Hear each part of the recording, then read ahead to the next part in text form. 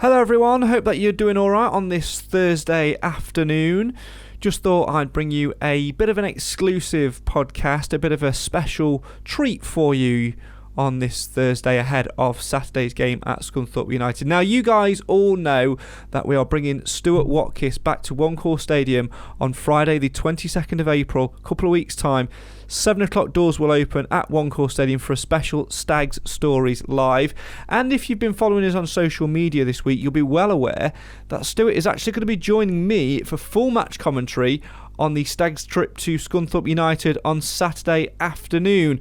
Early today, I was fortunate enough to sit down and catch up with Stewart just to talk through a few logistics and that sort of thing. And the conversation got flowing to talking about commentary on Saturday and, of course, then 20 years ago and Stag Stories Live in 2 weeks' time.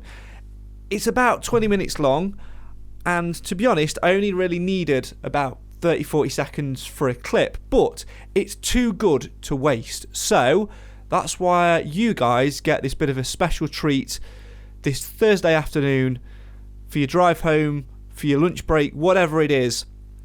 Here's a little chat with Stuart Watkiss ahead of Saturday's game at Scunthorpe United and ahead of Stag Stories Live on Friday the 22nd of April. Don't forget to get your tickets now by going to mtfcmatters.co.uk or clicking the link in the description.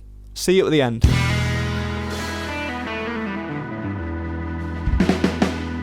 Looking forward to Saturday. Good to speak to you again. But overall, keeping very well, thank you. Absolutely fantastic. Well, what brings you back to UK soil then? Because the last time we spoke, you were living the jet set life, weren't you? Yes, I was in Bangladesh and travelling all over Asia, really, for international tournaments, World Cup qualifying. But it became increasingly difficult with COVID, all the regulations involved with COVID. And it got to the point, basically, that we were permanently in bubbles, confined to hotel, many hours in hotel rooms. And sometimes, it just becomes enough. And the amount of hours I was spending in the hotel room, it wasn't for me. The last couple of times when I got back to the country, I had to do 10 days quarantine as well in this country on top of everything. So it was the right time to leave. Although my contract wasn't didn't end until August of this year. I informed the Bangladesh Football Federation of my intentions. We parted amicably. So, back in this country, hoping a new challenge presents itself in the near future. Well, we'll just have to see how we go. Absolutely. Well, who knows? Come Saturday afternoon, it could be punditry for you. Absolutely, something different. As I say, I haven't seen that many games, in all honesty, since I came back. I've seen a couple at Grimsby where I live. I did see Stags earlier in the season when they were comprehensively beaten, I have to say, at Walsall. And on heart, after that game, I thought they'd be finishing closer to bottom of the league than top of the league. But certainly the second part of the season, they've done terrific. They've turned it round and they've put themselves into a really good position. Yeah, they certainly have. And like you say, that sort of game at Walsall early on, remember that day we played Richard Narty at centre-half. I think it was his second game, carrying a bit of a knock. He's hardly played since. And we had lots of players injured and missing and things through suspension. It just shows when you've got a few key players missing, doesn't it? That it really does make you wobble a little bit. Absolutely. I mean, whatever level you play at, if your best players are missing, you get found out. I mean, I say not just about playing squads. If the setup of your club or there's something not quite within the club or the organisation, training facilities, whatever it is, if you've got a weakness, you get found out on a Saturday afternoon. But as I say, give everybody credit at Mansfield, give Nigel and the staff and the players. They've had a super second half of the season, and as I say, they're in a great position with 6 or 7 games to go, and literally everything to play for. At this time of the season, thinking back 20 years ago to when you were in charge of the Stags, and we, went up on the last day of the season in 3rd place. At this time of the season, is this the best time of the campaign when it's so close and everybody's sort of got that expectation and that excitement bubbling away? Yeah, in many ways, obviously, because there's so much on each game, and ultimately that's what you're in football for, to play in important games. But when you get to the position now, when you get to the last 8 or 9 games of the season, it's not necessarily the best team, the best footballing team that'll come out on top. It's just the team that have got the characters that can handle the situation the best. So, we wobbled 20 years ago. We probably played 36 games where, in all honesty, we played at a tempo and at the quality that most of the division couldn't handle. But we wobbled when we saw the finishing line in sight, and we had some difficult results, we had some difficult days, but we managed just to grind out results when playing at home. I think apart from Rushden and Diamonds, where we got heavily beaten, we managed to scrape victories at home without playing close to the standard that we played earlier in the season. So, the teams that can handle the situation the best, will be the team that prevails. And you only have to look a few miles up the road and you look at Chesterfield, who have been so strong all season. I know they've had a change of manager, but all of a sudden, they can't buy a result. So it just shows how tough it can be at the end of the season. And how much of it gets put on the manager's shoulders? Obviously, Nigel Clough is a very experienced manager. You've got a great backroom team alongside him as well, but they've got a real job to keep this side focused and make sure that they get in there on the final day, because when you look at the league table, it's so tight.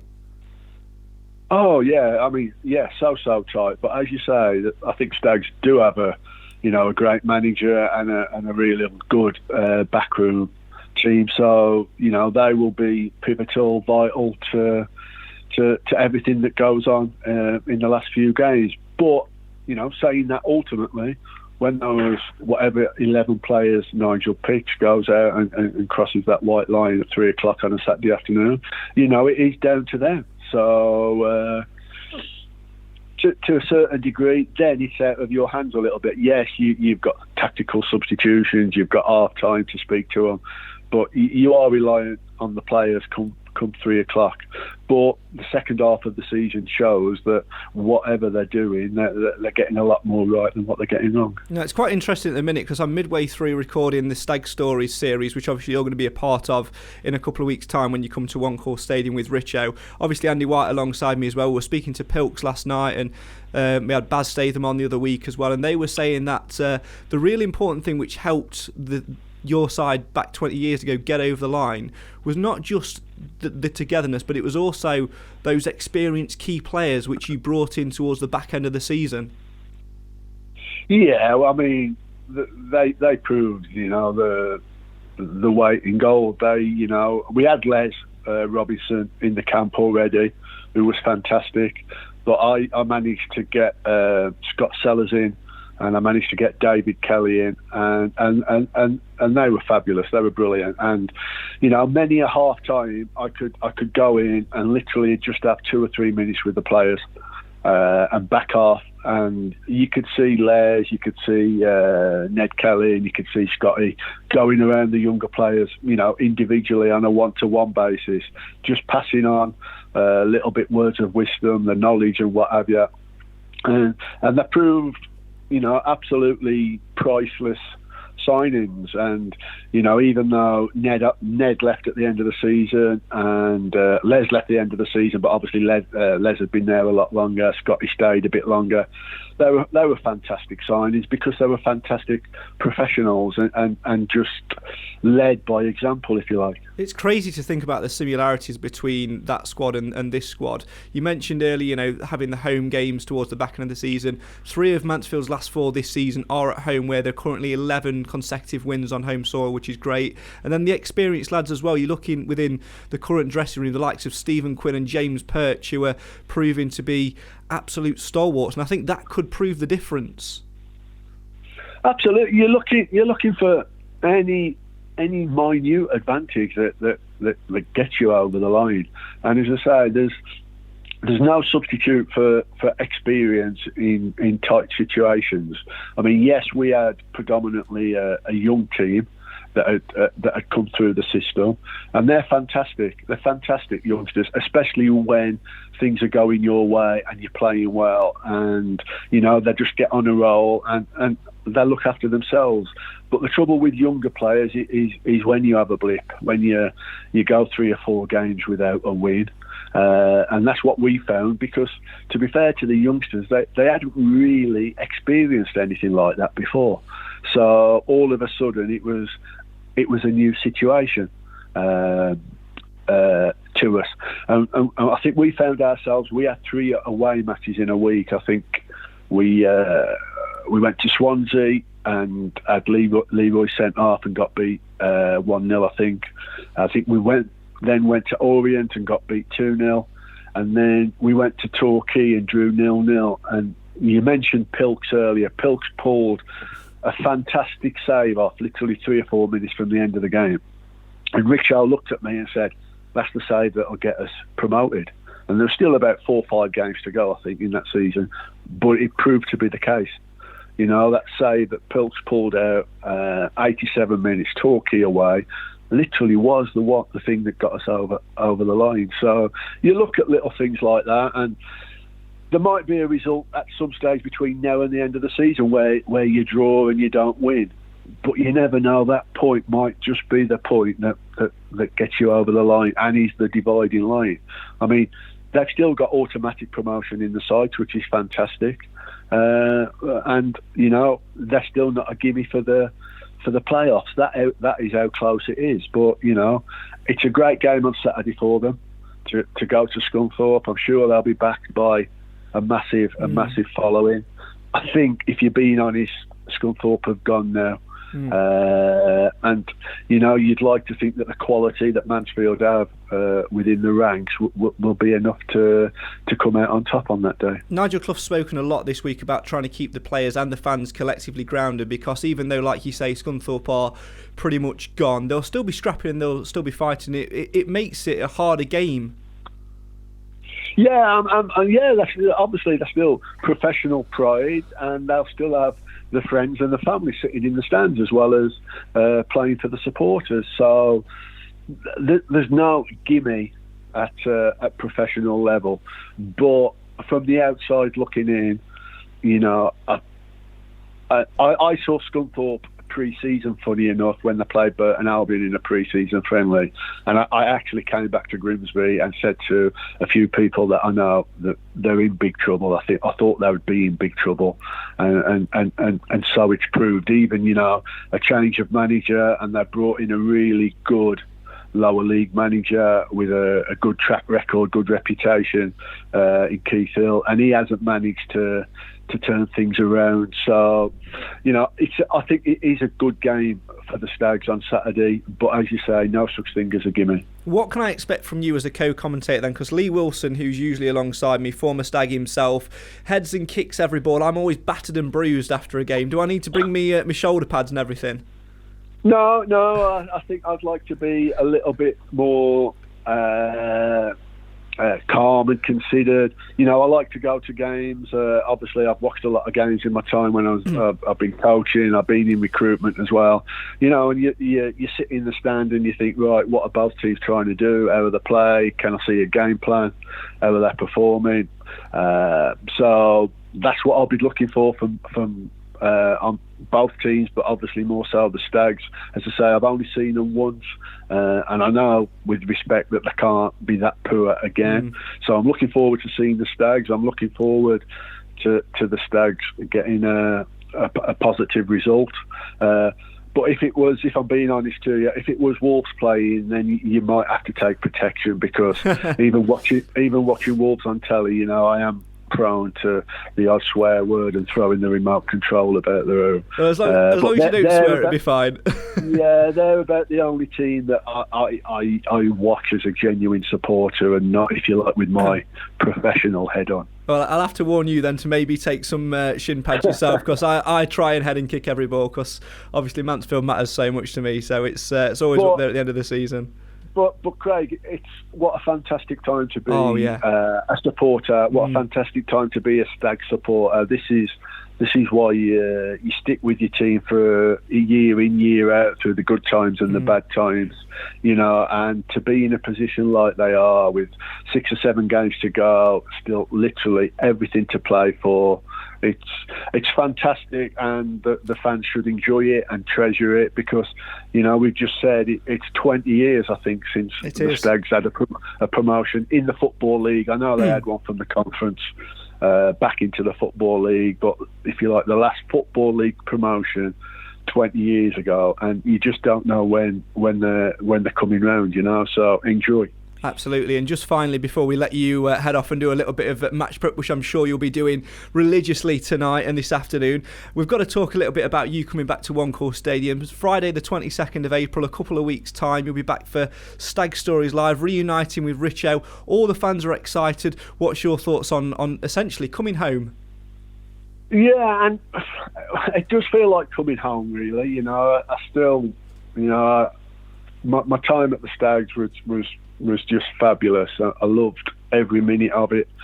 People say, when you leave a place, you're devastated. I was devastated when I left Stags. Genuinely broke my heart to leave that place. I haven't been back very often. I've only been back really 3 or 4 times in the 20 years. Maybe, if I'm being honest, a little bit disappointed that I've never really had an invite from the club back to a game. All the clubs that I've been at before, I get invited regularly, really, back to places. But looking forward to coming back on that Friday night, looking back to seeing some old friends that I haven't seen for too long. Looking forward to seeing Richo, even though we speak regularly on the phone. I actually, in person, haven't seen him for too long. So yeah, I'm looking forward to the night. As I say, it's always good to come back to Mansfield. I still think of it as my club. Still think of it as coming home. But obviously, time moves on. Football clubs move on. I move on. But as I say, I look back on those times with nothing but fondness and great memories. And as I say, that day 20 years ago, still definitely by a long way the best day of my footballing career. Yeah, we're really looking forward to recalling them stories as well, alongside yourself, Richo. Andy White will be there as well. Might have some other special guest lines up as well. Yeah, the big Andy. I'd be lovely to see him again. Again, another signing that just proved to be invaluable. And on that promotion run, he came up with some real important goals. Yeah, he certainly did, and like we say, looking forward to getting on that. So if you want to get a ticket for that, mtfcmatters.co.uk is the place to be. Really looking forward to seeing you tomorrow afternoon. Finally, though, I was speaking to Pilks last night, and we were talking about the transition between you going from a coach to the manager, and one of the first things that he said was, everybody needs to stop calling you Skip and start calling you Gaffer. Where am I pitching it? Is it Mr. Watkiss, sir? Is it Skip? Is it Gaffer? Where would you like to be on the scale? Well, I have to say, at this moment in time, more people call me Skip than Gaffer. You're only Gaffer to the people that you gaffer at when you're working. So I'm a Gaffer of nothing at the moment, but I still speak to a lot of people, and a lot of people still call me Skip. But Skip, Gaffer, Stewart, it's a lot better than a lot of things I've been called when things haven't been going well for me. So any will suffice. Anything will suffice. I'm sure it'll be fine tomorrow afternoon. Don't forget your shin pads, because I will be kicking every ball, but I'm really, really looking forward to it.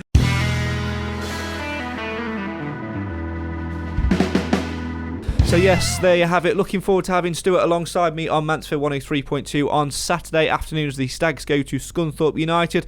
I'm sure there'll be lots more stories on the day itself. So if you can't get down there on Saturday afternoon to support the Stags, get yourself by a radio set, 103.2 FM across Mansfield, Ashfield and Bolsover.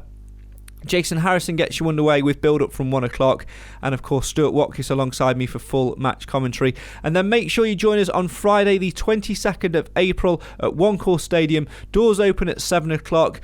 Gets underway about sort of 7:45, that sort of time. We'll give you full details on our social media nearer the time. But Stuart Watkiss will be coming back to One Call Stadium. Neil Richardson there as well. Andy White. More special guests to be announced as well. It's going to be a fantastic night for Stag Stories Live. Tickets are just £5, or if you're a Stag Supporters Association member, it's absolutely free. All you need to do is use the code SSA2122 at checkout and show your SSA supporters card, membership card on the door on the night. Come and support it. It's going to be a great event. Really, really looking forward to it. Can't wait for it as well. More exclusives to come over the next couple of weeks or so right here on the Mansfield Matters podcast. That's it from me, the little ramblings today. Hope you've enjoyed this little special treat. Don't forget to join us again to look back on Tuesday's defeat at Forest Green Rovers and look more ahead to the Scunthorpe game on Saturday. We'll be live on Friday night via the usual places, Facebook, YouTube, Twitter, at the earlier time of 5:30. Make sure you join us then. For now, this is the show for the fans, by the fans. Why? Because Mansfield always